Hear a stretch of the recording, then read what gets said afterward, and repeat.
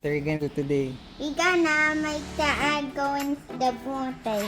This is actually yesterday's egg, so we're gonna make the egg go into the water with some matches, some paper.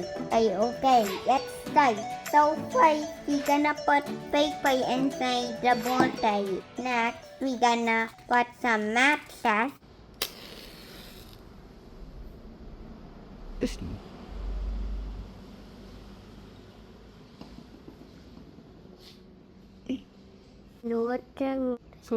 Look, it's making the egg move down. Maybe it's gonna suck it in. Let's see.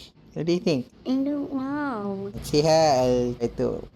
Okay, it sucked in into the thing. It worked even without the fire. It burned all the oxygen here. So there's low pressure here and then high pressure here. That's why it's sucking in the egg. Kalian?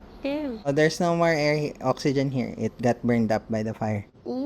Okay, we didn't even need to burn the thing kasi there's only konti oxygen here. When we put the match, the burning match inside, it burned all the oxygen here, creating a low pressure area, and here it's a high pressure area. Okay, look at the egg. Good. It's like halfway inside the thing.